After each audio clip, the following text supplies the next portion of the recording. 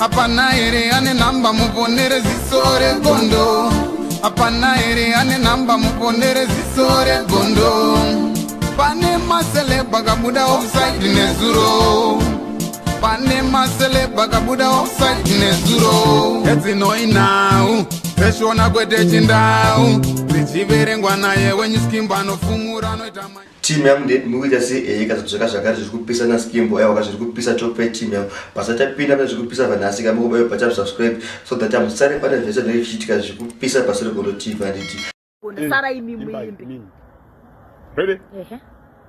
chapva chapindirwa nemauto awawa fambiwe madeko. I want to make it clear so the interview about this ndabva ndangotaura kuma fans angu inini andama ndikudzanya kunze kuma fans angu inini wachindifonera wachitora nawe clash ndakavauza kuti this clash ka handidi clash na Viper akafa kudhara but I'm doing this for the love of music kuti mukomana adzoko mugame akaitoka map keduka this clash atikuita tikuronga zvinhu zvebasa haisi personal clash yenge iri personal yangu nambida iyi handiti yenge iri personal clash handite clash yemunhu asiri kuti akapera kudhara ndakapinda akabuda one Viper kwandiri nini mukoma akapinda kudhara music but ndakangoita listen for the sake of zvakataurira ngita vakandedza kumeeting wana Fantan has kukwanisa kuwanika Fantan has kuwanika pa stage pa show yenyu na Viper handiti has kuwanika papi ipapo imuri kuita show yenyu muri wangani muri tu chesa mwe DJ ari kuiswa pache pe Maritim and all right tikapinda tese tomira pa stage muno oroiba tutanga show 1 2 inini munoridza inansi pa stage munoridza Rhythm rangu siri pa stage inini for what reason andanga ndipa signal ndikuridza nakutenga ndiri kuchika clash ka 1 alright ndikupinda pa clash pacho inini muri kundipusha kudzoka break muri kundisundidzira muri kundiita sei ndifana kuita sei inini 2 ndopinda pa stage pacho alright Viper awina andisikuramba boys sekutaura kwamuri kuita I wish kuti mapromoter angu mona muhayei zvinhu zvake zvichinje ana Fantana hawana rudo boys dai vanga vane rudo ka waifana kuramba ipusha Viper awana kushanda munhu ari kupisa panguva iyoyo ndo vanhu vaya vane chimwe chana Shaka Zulu chichi vaziva chatakaramba isusu hatina nguva yekutya handisvike Fantani who is he kwandiri handiwanike kwamasvikedei handiweneka ndakupinda nechusport ndakapinda ndega neamwari wangu inini maiziva inini musanditseti atikeke kuti iwo wana Jack Radix vanondidedza kushow ndipeka mari yangu boys ndibva ndinendesekire ndipei mari yangu wani hamuna mari yamunondipa ndagara mota itikurangana zemari kumuza Rhythm pa stage mafoni awadaire mufisi kwacho anonga wasiko tiri busy saka muna ndite chi alright 2 step inini handisi kurwadziwa neclash kana chi ndikuti kana muchida dhanzi gari rakanaka bvisai na Fantani wesawo moisa stage up kuti kuti munondingira maminutes ndakupai signal ndakuyere hamudi kundifuta ka boys ndauya sei pa stage pake ndiri kupi ndinani andana matiketi kupinda so much muri bvunza mategi pa stage amuna tipa matiketi ake saka muna ndipindese handikwanise kuimba ndakatsamwa ka ini moyo mangu chero dai zvakanzvikana ndinanga ndikijambira vanhu ndisingakwanise kuimba pepe ndangouya kuti mafans ako zoti ndiripo handina kutya ndauya kuonora signal yangu maize imimi makati tempo man haasi kuuya pashow Fantani haasi kuuya handiti saka mazoisa Fantani sei tempo kwambisa alright Viper ndoyekwa tempo man Viper ndoyekuchusport vadi kuisa tempo man wokumauto alright zvaiteka zvinhu zvacho hapana makutanga kundiverengera maminutes masitera makusarenda ndimai ndachikona live kandiri mota ngati makusarenda masini makuwanika makutanga kundikaundira mamuda zvinhu zvingani plus maminutes akaundwa uchipinda vachitokuona grand zoriziya I know mutaka kundipusha boys asuda interview about this mablogger timu rangu remaningi interview sorry asuda interview about this ntaura pamwe pangu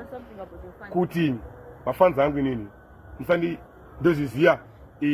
chaita nditaure nje ndaona kuti ndizotenga mune mabhadhara mari kundionawo paipai vakaona kwakandisapota but saka ndauya kuzokuratidza ndiripo but hatisikwirira even soche dai uzondipusha pepe ndaisingakwanisa kudza because handiimbire mahara ndine mhuri kai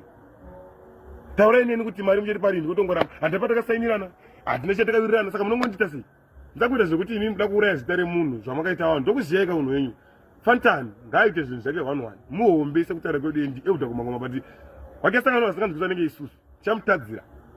kupera kwedhiri saite chibhandiri chekuda kuwanda naye 31 masiki vanhu vaya munoridza Rhythm rangu ndisipo munondiridza ndandiuyaka pa stage tomira ndinonzi clash ndokubata maiki yangu tokupondana kuti munoridza masong 3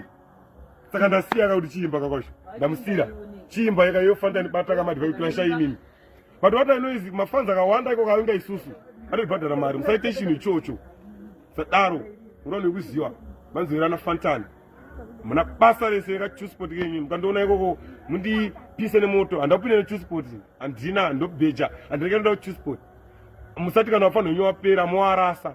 mozoda kuda kukavhera kuti moona munhu awadzosa panapa totobhiga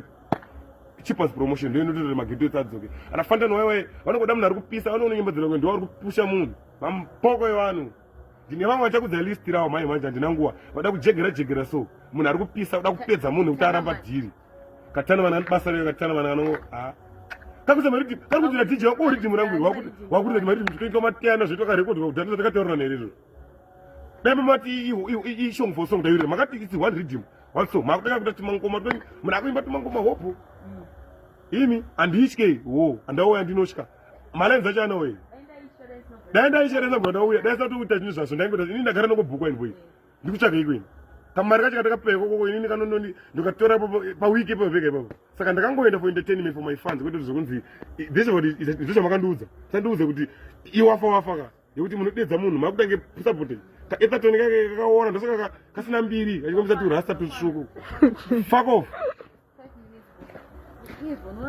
apana here ane namba muponere ziso regondo apana here ane namba muponere ziso regondo pane maseleba kabuda offside nezuro pane maseleba kabuda offside nezuro edzinoinau zveshona kwete chindau zichiverengwa naye wenyuskimba